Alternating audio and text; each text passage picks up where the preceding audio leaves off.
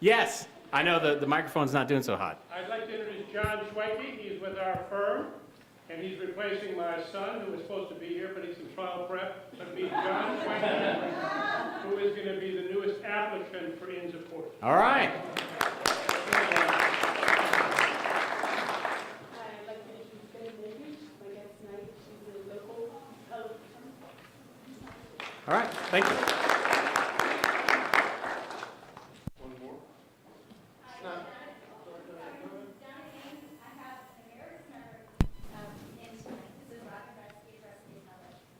Thank you. Go ahead.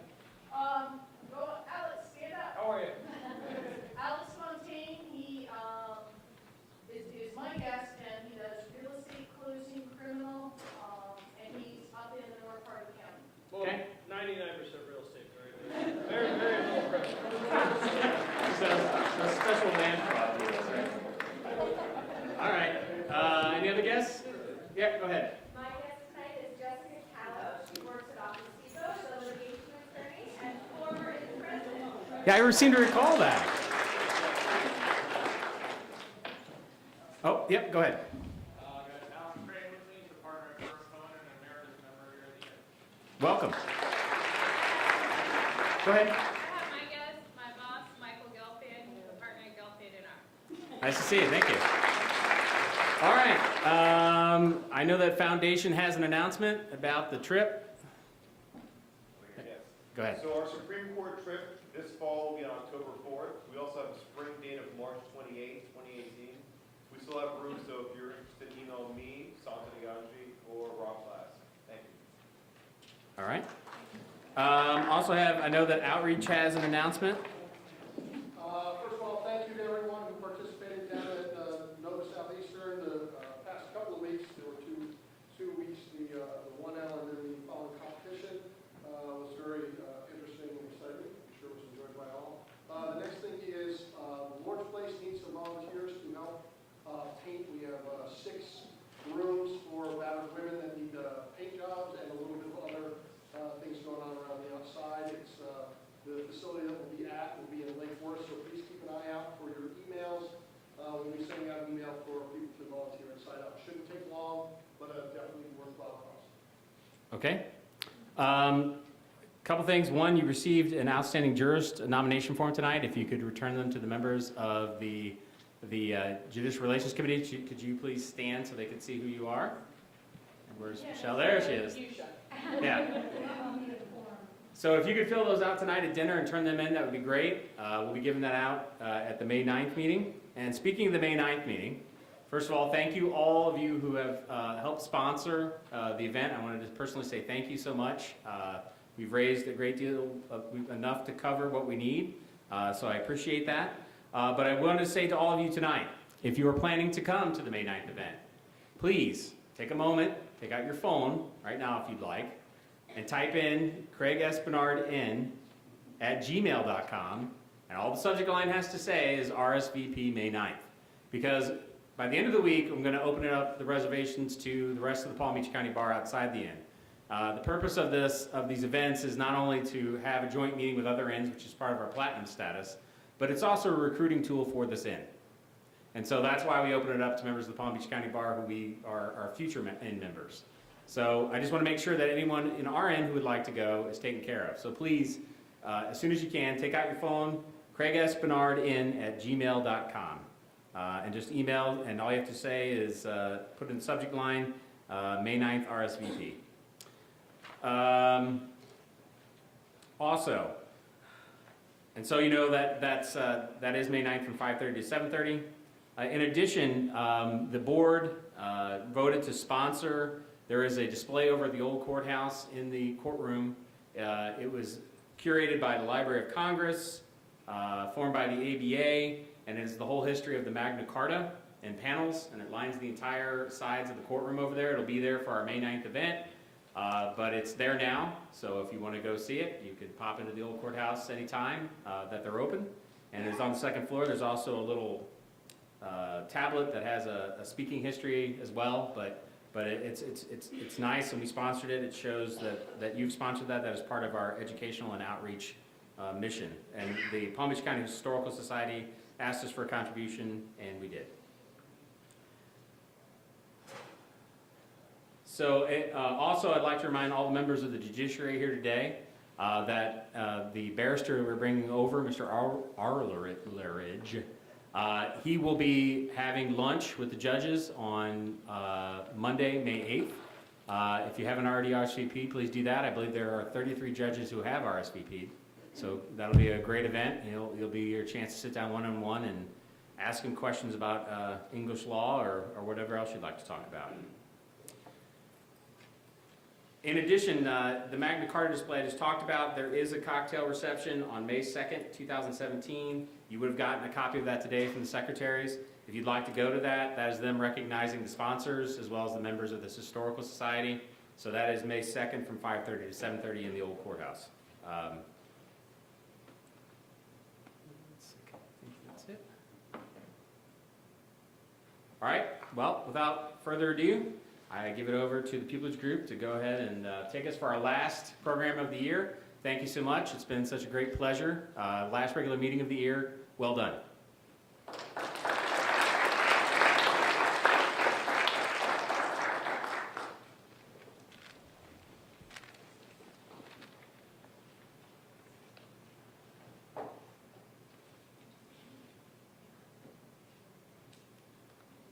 Do I look surprised? All right. Gray's Inn, we have a little presentation for you guys this evening, and we hope you enjoy it. Thank you.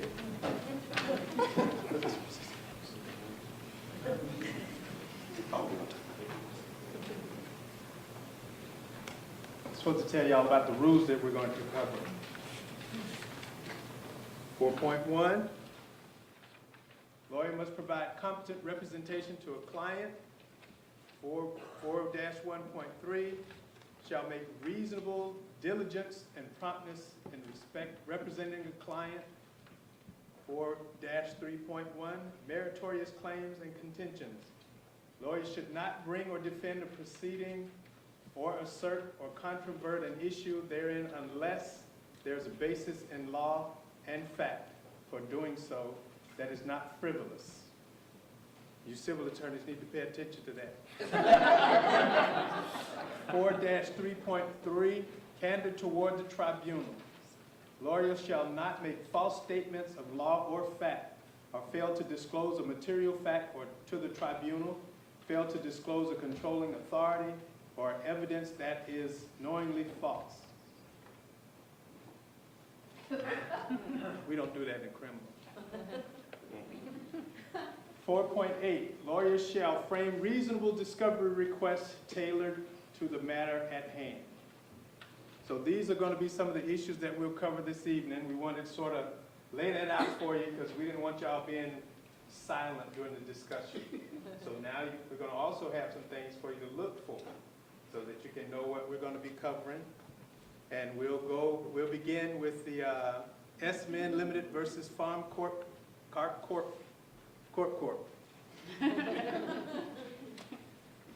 Here we go.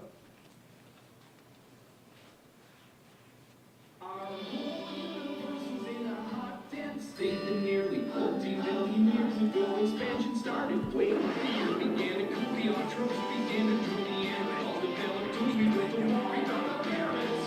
Science, history, unraveling the mystery that all started with a big bang.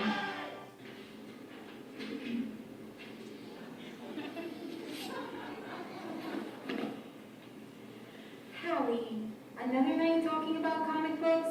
How about, some fresh air? But it's Tuesday. Tuesday's comic book night. We always talk about comic books on Tuesday. Okay, I got one more, and then we can go. All right, X-Men. Professor X versus Magneto. Who do you think will win? Magneto, hands down. He's raw power, while Professor is stuck thinking through all the ethical implications of his actions. Magneto's tough. He says what he means, and he'll do what he needs to get the job done. Leonard, you're admiring a cheat and a bully. He's a blusterer, plain and simple. Unlike Magneto, Professor X is a proponent of peaceful resolutions. He uses extreme diligence and bullseye logic to get the job done and defeat his opponents. Telepathy doesn't hurt either. Oh, and I suppose you see yourself as Professor X. I certainly do. Some would say my intelligence transgresses the confines of Homo sapien thought. My superpowers include furthering the field of theoretical physics in ways no ordinary human can. Some would say, you mean you would say, Leonard. This was a mistake. We ought to get out of here. Let's go, Howie. We've really started something, and I really don't care what it all means. Hey, Leonard, I need your help. We're back, Michelle. What's up, Penny? It's my pharmaceutical sales rep job. The money's been great, but there's something going on with my boss. The other day, I was at the doctor's office pushing our new drug, Alpaca. Alpaca, like the animal? No, Alpaca, like the antidepressant medicine released by Pharmaco a week ago. Okay, I'm sorry. Go ahead. Anyway, I heard from 15 doctors over the week since its release that the drug isn't making people lose their sense. The drug is making people lose their sense of smell.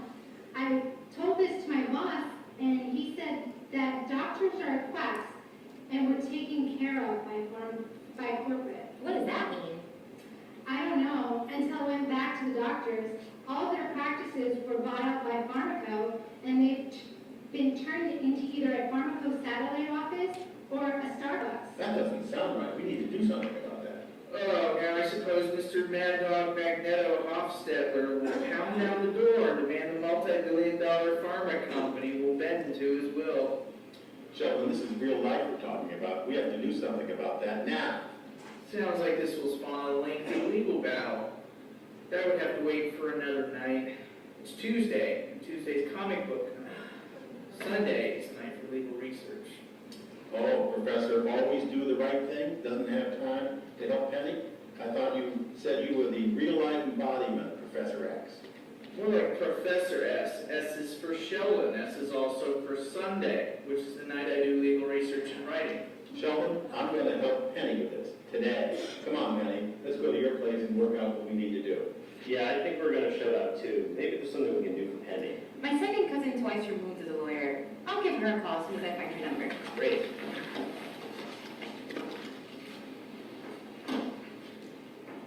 By golly, it's just no one reads the weekly apartment docket calendar.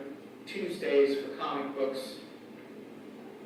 Now let's get back to it. Professor X and those X-Men are at it again.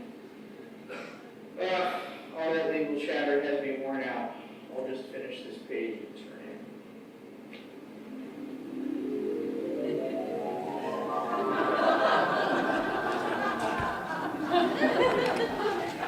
Welcome to Sheldon Cooper's dream.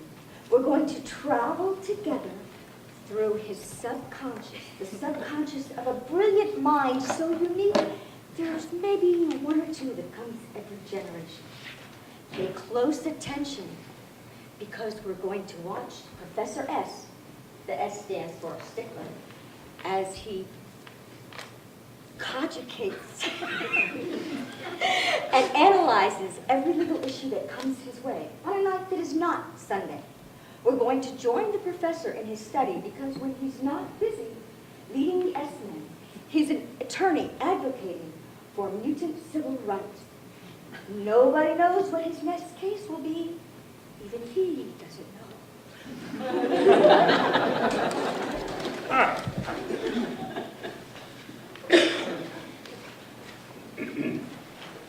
Good evening, Professor. Hello, Penny. What can I do for you all this evening? It's our powers. They don't work anymore. My hand. I got this paper cut while opening my mail. I'm Wolverine. Usually nothing hurts me. I hate the sight of my own blood. You're right. By God, I can't believe I haven't noticed. My telepathy is gone. Beast has traced what's causing this. Great. Where is he? Professor, I'm Beast. Of course you can't recognize me without my handsome blue fur. Anyway, my testing has confirmed the causes. It's the farm port plant next door to the S-Men mansion. The wastewater coming from the plant has something in it, something terrible. Professor, what should we do? We do the only thing we can do without our powers. We sue him. I'll use my diligence and reason to win a legal battle against him. But doesn't Magenta represent them? I hear he's a real blustering courtroom. Leave him to me. I'll be filing the complaint today. Let's fast forward this dreamboat and see this case at its first of many discoveries.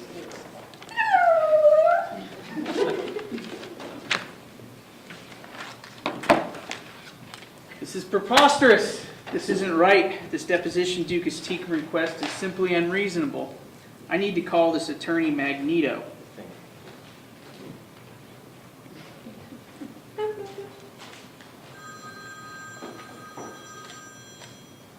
Farmer Corp Litigation Department, Magento speaking. Mr. Magento, this is Professor S. I've just received your notice of deposition with Dukas Teakum directed to several of my X-Men and, S-Men, and I'm concerned with your requests. Ha! You should be concerned. I've given you S-Men 1 week until the depositions to get all the documents together that I've requested. Good luck. Well, I would have appreciated you coordinating these depots with my office, but besides that, 1 week is simply not enough time to appear for depositions with adequate responses to even the most basic of your requests. How about you give me an additional week so that I can actually respond? No, absolutely not. I'm not obligated to do so. Rules are rules. Show up with the responsive documents or else. Look, I don't understand the necessity of your request. For instance, why ask each S-man and S-woman to bring each glass of water they drank from in the last year? And you want 10 years of credit card statements? That's worse than divorce. Relevance aside, wouldn't you agree that's excessive? I don't need to explain myself to you. Show up to the depositions, bring the things I ask for, or face sanctions. Oh, and by the way, you might want to pack a lunch and a dinner to each deposition. I just have so much to cover. When I'm done, they'll be begging for the sweet release of death. I'll inform the judge of your intentions. I see we can't work this out. I'll just file a motion. One more thing. You've asked for IMEs, independent mutant exams, of each S-man and S-woman. You must admit that this testing is unnecessary and dangerous. How so?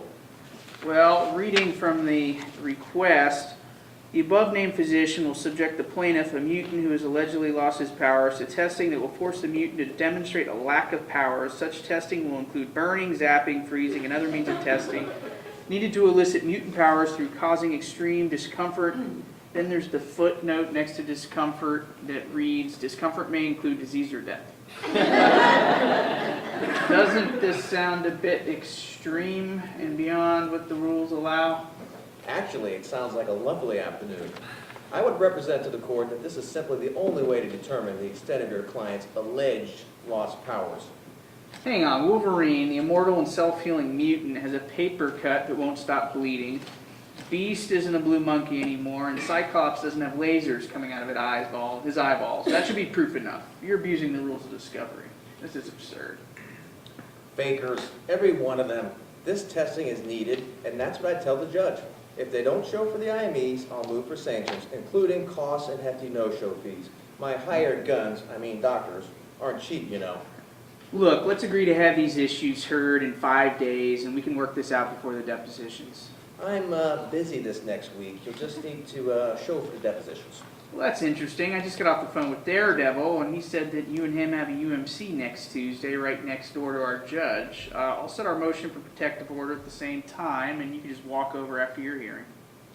I don't care who you talk to. I'm not available. And there certainly isn't enough time to prepare for a hearing on a motion for protective order. I'm filing a notice of unavailability starting next Tuesday at 8:55 a.m. through the start of the depositions. I'll be able to deal with Daredevil, but unfortunately, there's just no time for you. Look, how about you just reset the depots to permit time to hear our motion? Fat chance. Fine. You'll be right next door to the courtroom. I'm setting the hearing.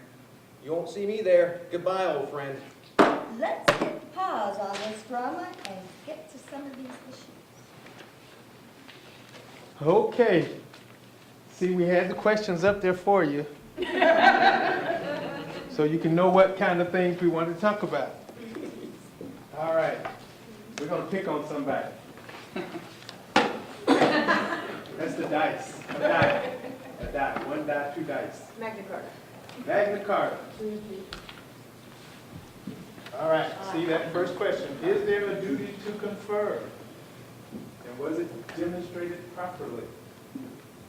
What do you guys think? There is a duty and it was not demonstrated properly. Well, how was it not demonstrated properly? Well, I would say that Mr. Bruce demonstrated it properly, You but. mean Professor S? Yes, but the person who asked them to unilaterally schedule things and then refused to coordinate, accommodate, attend UMCs to deal with it was an obstructionist. Magento, Yes. that was you. You're absolutely right, Tammy. That's a wonderful answer. She's brilliant. She must have a law degree. All right, Florida, the 15th Judicial Circuit has local rules. Y'all know about local rules? I just found out. What are local rules? And somebody started laughing. You know, the judicial, what is it, administrative rules and stuff? Oh, okay, I know about the administrative rules. I don't know about local rules. You mean local rule 4? Yeah. We don't do that in criminal. We just go. We do battle. We don't play with rules. The local rule 4 confers or require that you confer and that you make a genuine effort. Prior to setting calendar hearings and all of that kind of stuff, you have to get in contact with the opposing counsel. You have to confer with them. You make reasonable efforts to speak with one another, reasonable compromise, and genuine effort to resolve or narrow any disputes, or before you seek judicial intervention. The party must act courteously, professionally, in an attempt to resolve the disputes prior to setting a hearing. And we didn't have that here. Next question, do the civility rules suggest we can agree on certain requests without a challenge, Lincoln Inn. Where's Lincoln Inn? Don't hide. You got tags around here, so somebody, all right, I got to seek y'all out. I think that's Mr. Brown, because he's hiding his face. There it is. This you guys right here in front of us. Y'all don't know which group you're in. You've been in here a whole year and you don't know which group you're in. All right. Do the civility rules suggest that we agree on certain requests without challenge? No. Did y'all know that? I was going to say no. But you beat me to it. I was thinking there are rules that say you should do that, or, you don't just disagree just because just to obstruct. But I don't know about the civility. I was going to say, I don't remember seeing it in the actual civility rules. So no. Good answer. Y'all want me to read this stuff to you? Okay. There you go.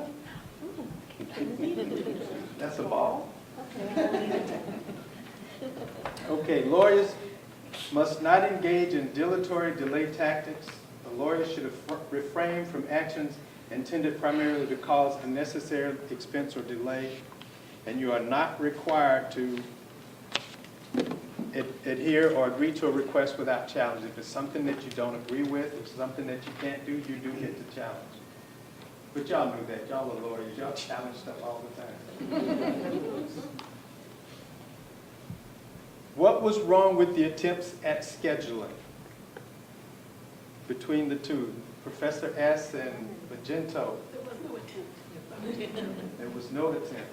Oh, were we supposed to roll the die? That's all right. Jean Marie, she... Carbolic smoke ball. Carbolic smoke ball. See, that's what we would have rolled it to. Can you throw that over there, poking somebody's eye out? In a room full of lawyers? Personal injury lawyer. Fred Lawson, personal injury lawyer. What was wrong with the attempts? Well, a lawyer should accede to all reasonable requests for scheduling, rescheduling, cancellation. And civility standard number 1.2, attorneys should communicate with opposing counsel prior to scheduling depositions, hearing, and other proceedings so as to schedule a time that is mutually convenient. A lawyer should promptly agree to the proposal or offer a counter suggestion. Only after making a reasonable effort to confer with the opposing counsel should attorneys unilaterally schedule deposition hearings or other matters. I think you civil attorneys do that a lot, don't you?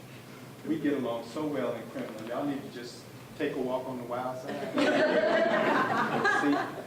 Isn't that right, Mr. Brown? Yes. Thank you. And what should have been done in this case?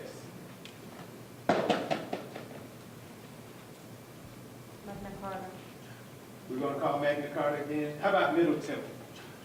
This is a loaded die. Did you see how I see that on TV. I don't know anything about that rolling dice. I just know it on TV. Middle Temple. What should have been done? To try to get the hearing set and scheduled, the depositions rescheduled and all that kind of stuff? You can get one of my clients and pay him a $5 piece of crack rock to go kill him.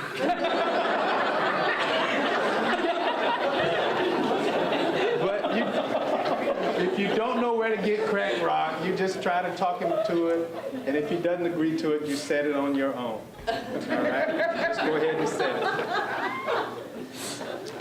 All Great right. job, everyone. Let's see where Sheldon's dream takes us next.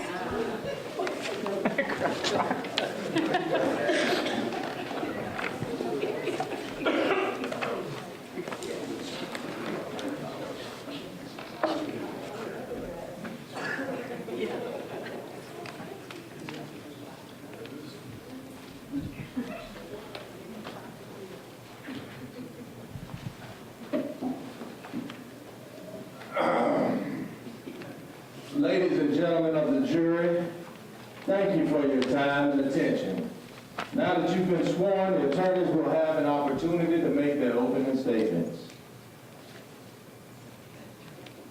Maybe we'll move this along. The plaintiff will call its first witness. Plaintiff calls Cyclops.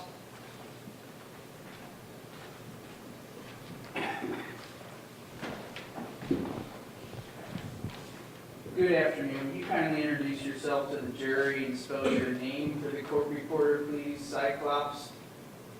Actually, I go by my given name now, Scott Summers. No! It's all right. I no longer have my lethal corneas. Objection! The professor here is improperly evoking the jury's sympathy for his poor, far-sighted client. I mean, he had a bad LASIK job, so what? Overruled. And I will again warn counsel not to employ speaking objections. Please continue. Excuse me, Mr. Summers, where do you live? I call it Newton Mansion, or I guess now just Mansion. Well, living in the mansion, have you used or consumed any water originating from the local area? Oh, yeah, sure. We have our own fresh water system, just down south from Farmerport. I use it for just about everything, you know, bathing, drinking. Objection! Browns. Facts not enough. Overruled. Now, Mr. Summers, can you tell the court about any medical issues you've experienced? Well, you see, it's my vision. I used to be able to laser things in half with the blink of an eye. Literally. And now I can't do anything. And when did you notice a change in your ocular capacities? Soon after our stream started to smell like Little Newark in the heat of the summer. Tell your client not to be a jerk, professor, or you're going to ruffle some snowbird feathers. Counsel, direct your objections to me. Overruled. No further questions, Judge. Cross-examination. Indubitably.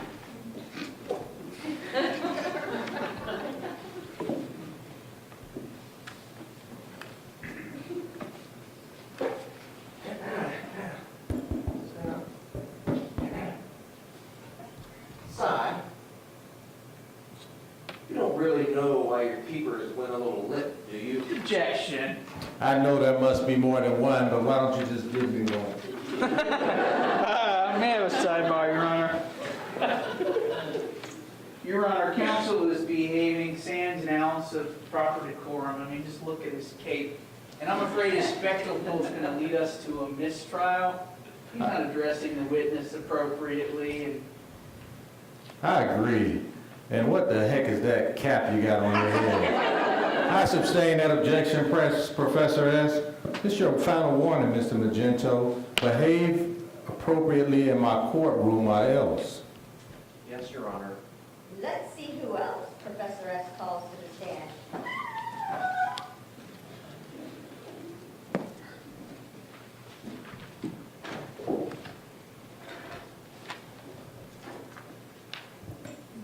Oh, look! Oh, shoot, I went too far. Well, let's see how Magento deals with Crossland Storm. One day they were just gone. Gone! I'm getting ready for bed and I wanted a little, white noise. So I attempted to conjure a rain cloud over the mansion, but nothing happened. I couldn't even get a faint sprinkle. My powers were just gone. I was devastated. So you expect these honorable, hard-working, and alarmingly attractive jurors to believe that you used to be able to control the heavens, create typhoons with the tips of your fingers, cyclones with your synapses, earthquakes with your earlobes? Sustained. Object. Let's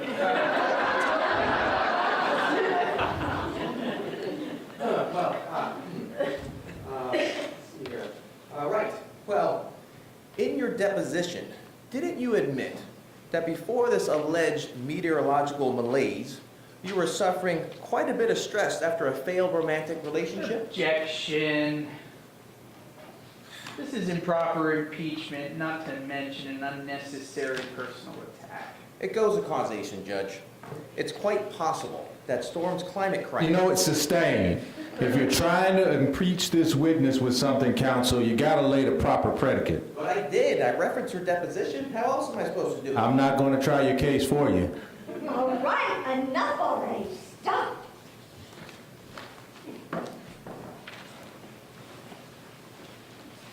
In case y'all hadn't figured it out, that's fast forwarded. I know a couple of y'all didn't recognize it. All right. Let's give it a whirl, a roll, a throw, whatever you decide.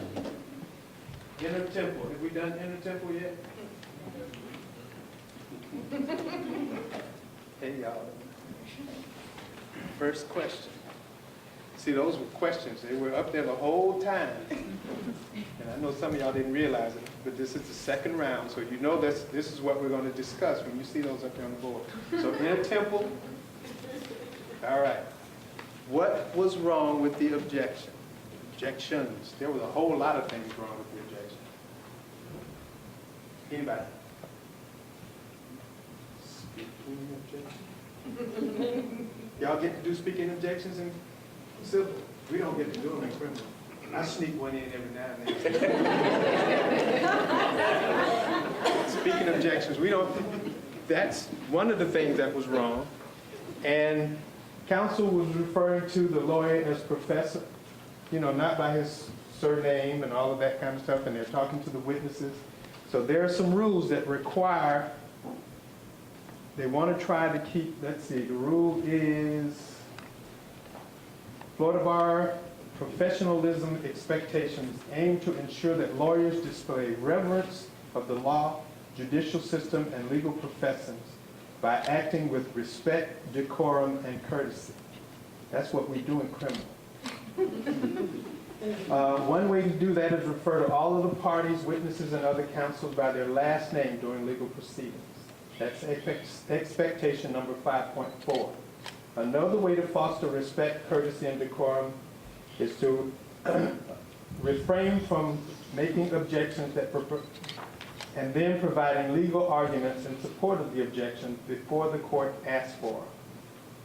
And speaking objections, the issue with speaking objections is that lawyers get to make comments in front of the jury. Unnecessary comments, and they get to editorialize, and the courts don't like that. I don't know why. The jury needs to know what you're thinking, I think. Okay. Can you object to anything at any time, and what are the rules? Wild card. Wild card. So that means I get to pick whoever I want to pick. Eeny, meeny, miny, mo. What y'all used to say to that? Meeny, miny, moe. That ain't what we said. Now. Let's go with Middle Temple. Have I picked on Middle Temple?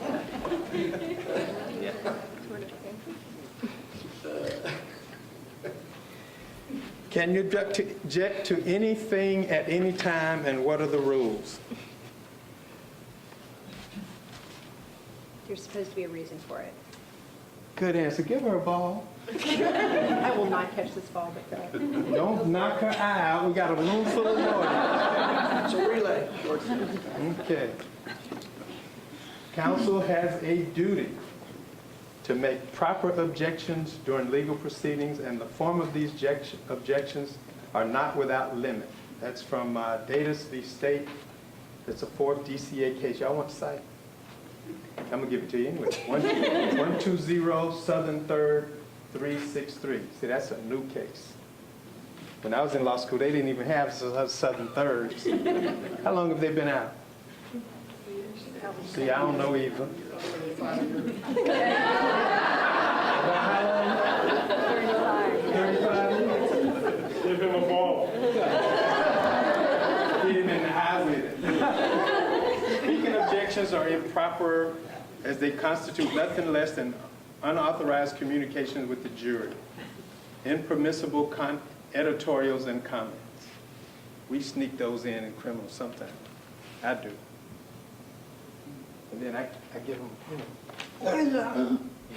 I put a whole lot of emotion when I give my objection, and then when I do sidebar, I make sure that I'm facing the jury, and I'm up there. I might be saying, but Judge, she did a good job. And so the jury can think I'm really passionate about what's going on. Sometimes it works.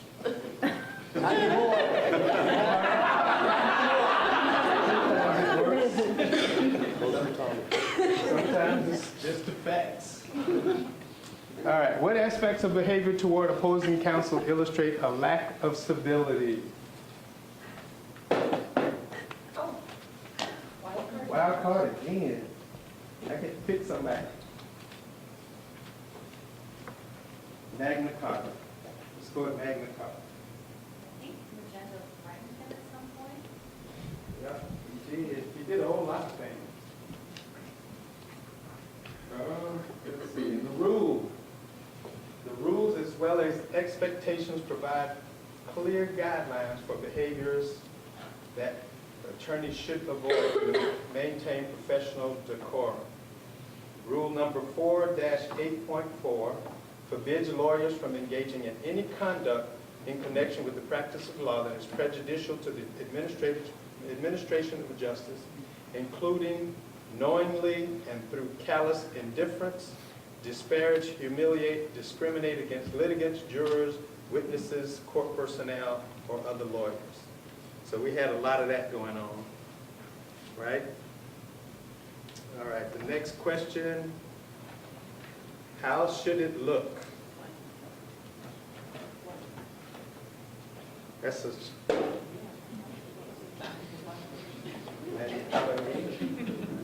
Y'all answered so well the last time, we're going to ask you one more time. How should it look? How should legal proceedings look? When you're acting professionally and all that kind of stuff, we should call each other by the last name, we should be courteous, respectful. I like one of your trials, right? Yeah, just like one of my trials. Absolutely. I'm pretty good in courtroom. I'm respectful and stuff. Nice and courteous. A little bit dramatic sometimes. No.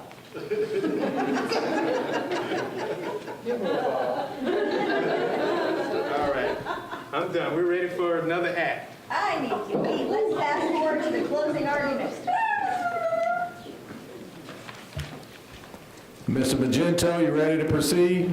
Yes, Your Honor. How much time you need for your closing arguments? Oh, I'd say about 3 hours. I'll give you 2 minutes. Please proceed.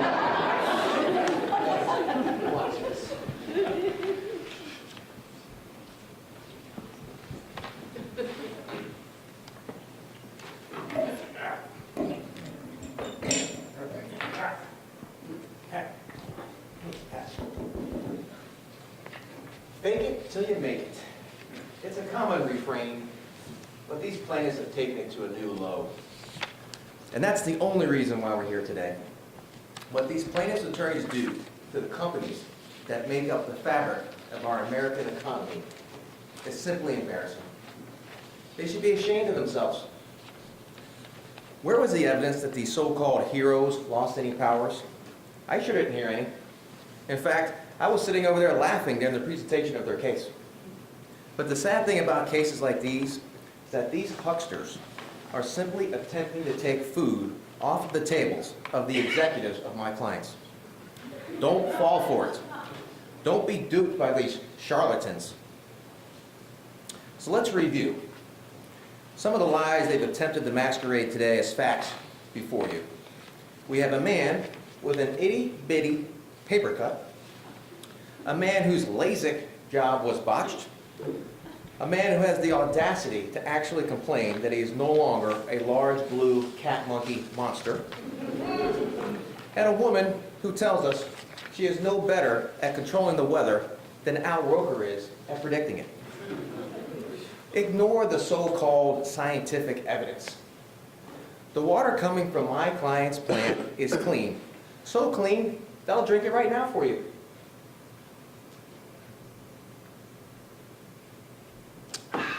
Refreshing. My clients are about as responsible for these so-called injuries as the members of the jury are for the price of tea in China. Why else would I be up here representing them? Someone needs to stand up for these poor companies that are the reasons people like you and me are able to provide for our families. This attorney is simply trying to hit a big payday by attacking my clients. I mean, just look at that suit. He's either poor, colorblind, or both. Well, hopefully those characteristics aren't contagious, ladies and gentlemen, because you should not let them affect your verdict. Now, the judge will instruct you on the law. It may not be the correct law, based on some of the terrible rulings that we've had to deal with from this judge.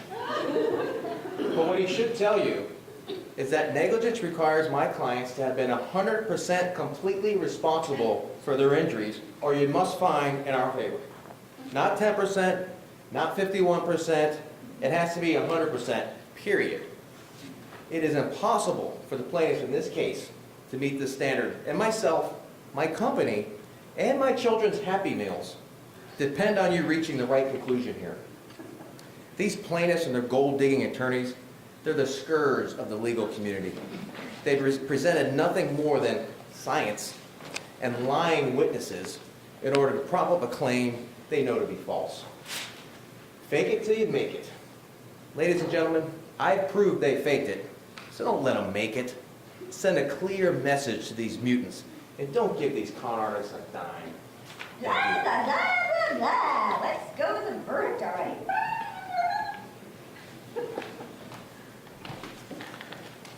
Mr. Magento, are you seated?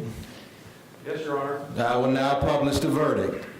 In the Circuit Court of the 15th Judicial Circuit, Civil Division, case number 2017 CA 987654, S-Men versus Pharma Corp.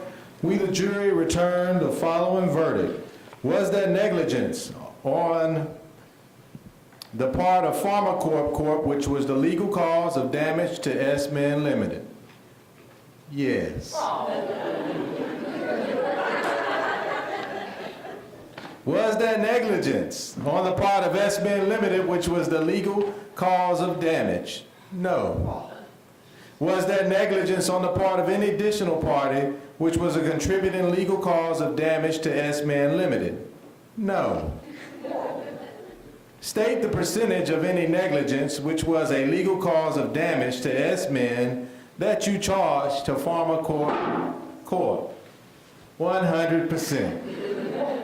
Under the circumstance of this case, state whether you find by clear and convincing evidence that punitive damages are warranted against Pharma Corp. Yes. As to each defendant for whom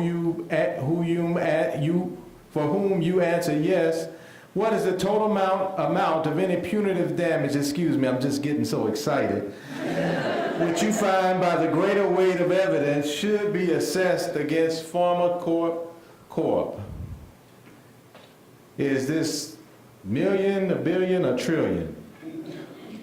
100 million, billion, trillion. Okay. Hey, don't worry. All right, we're gonna deal with this ridiculous judgment. And this time, we'll ensure the appellate court sees the facts only as we want them to, and not what was actually presented here. Don't worry, I got this. Are there any motions? This is a travesty. That's not a motion, Mr. Magento. We move for a new trial based on your terrible ruling. Mr. Magento, do you think you might be able to state a legal basis for your motion for new trial? One cannot begin to describe the travesty that was this trial in a succinct fashion and state it in a legal basis. Do the depths of your desire to frustrate justice know no bounds? Let me show you. Deputy, please remove Mr. Magento from the courtroom. We need to reaccommodate him.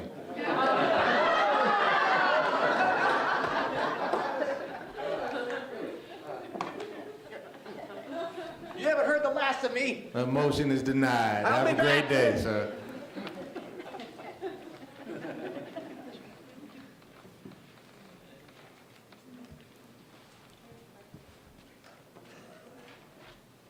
What was wrong with the way Magento was speaking?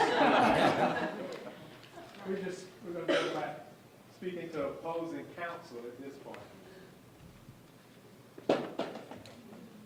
Middle Temple.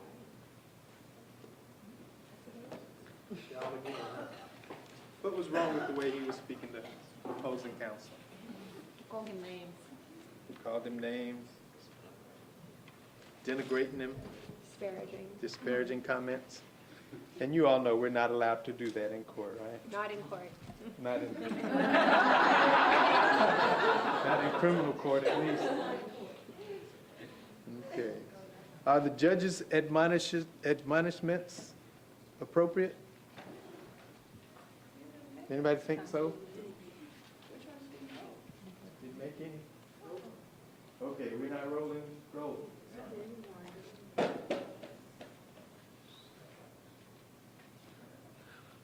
Magna Carta, y'all just having a bad night. Yeah, Middle Temple. Carbonic smoke. Carbonic. Which admonishments are we talking about? Because I was reading the list, Craig, and I was like, I don't remember that part. We're in a judicial proceeding. You have to call me Mr. Lawson. Okay. I was reading the list because it was up there the whole time, and this is the third time around, so I was paying attention.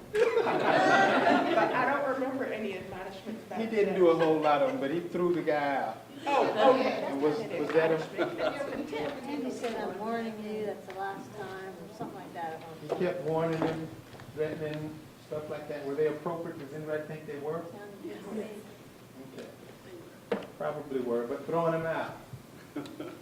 What do we think about reaccommodating? You don't get to reaccommodate him. Let me find the answer. You gotta go through the. Pardon? I don't know if he committed contempt, wasn't that what that was about? He didn't hold him in contempt. Right. He didn't warn him or hold him in contempt. He threw him out of the Yeah, courtroom. we're gonna do that for just a stupid motion. For lack of a motion. And there's some court opinion here. I gotta find it. He wouldn't be favored. That you don't get to throw the lawyer out of the courtroom because it will prejudice the case, prejudice the defendant or his client and all of that kind of stuff. And so we can't throw the lawyer out. But he did it after the jury already rested. Everything was there, and the verdict was already returned. So there would not be any prejudice. So there may not be prejudice if you throw him out after the closing argument. Yes, Mr. Brown. I don't think reaccommodation is a remedy, Judge. I don't think so either. Let's see. Excuse me. All right. Yes, the trial judge should respond to instances of improper argument in a timely, consistent manner and issue proportional rebukes when repeated instances occur. That's in the case of Reynolds Tobacco and Callaway, cited at 201 Southern 3rd, another one of those new cases, 753-2016. So those guys are really getting at it in them doggone tobacco cases. There's a whole lot of money going on there. And when should a judge take action? In that same case, trial court must act in a timely and consistent manner to minimize the possible negative impact of improper argument or commentary. So, you know, they get to fighting over money. They get really crazy, don't you, civil attorneys? We don't do that when people are going off to prison. Because either way, the lawyers get to go home. And most of the time, we hope to be paid before the jury. Sometimes you don't make it. How do you preserve the record in this case? Well, you know, you were trying to make these objections. You're making the speaking objections. So when you can't make the speaking objection, what is it that you should do? Quarter. Yeah. Well, You have to make a specific objection. specific State objection, legal ground. and then maybe do it at sidebar as opposed to speaking objection in front of the jury and prejudicing the whole situation. And you must get a ruling on your objection. And prove it strong, depending on what the issue is. Or it should not be- But you don't do all of that out in front of the jury, you do it at sidebar with the judge in private. Are these objections issues meritorious? Objections and issues meritorious?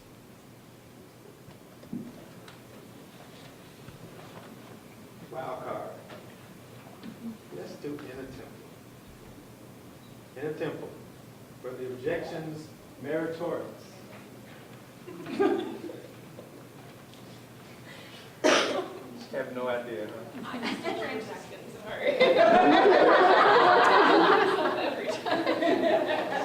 So you're in the office by yourself all day, you don't get to go to court. Poor baby. They were bad. They were bad, mostly. I mean, I can't remember everything you said, but mostly bad. I don't need a ball, I have one. Just as with speaking objections, counsel should avoid making unnecessary commentary and asking questions and while raising objections. Lawyers have a duty to be competent, prepared, and act appropriately during legal proceedings. With that in mind, Magento has a number of problems with the form of his objections and attempt at impeaching Storm. Rule 4.1.1, competence. Must be competent. 4.1.3, diligence. Reasonable diligence and promptness in representing his client. And 4-3.1, meritorious claim. Does not appear that Magento's apparent contention that Storm's loss of power was due to stress of her personal life had any merit. The rules state that an issue cannot be raised unless there's a basis in law or fact for doing so that is not frivolous. That's all, folks. Thanks so much for taking this journey with us.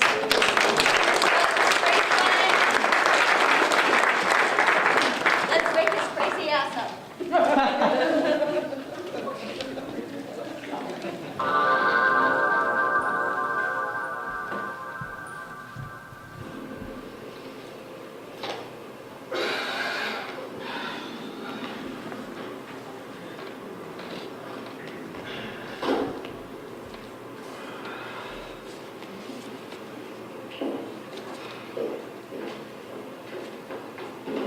Penny, I decided I can help you.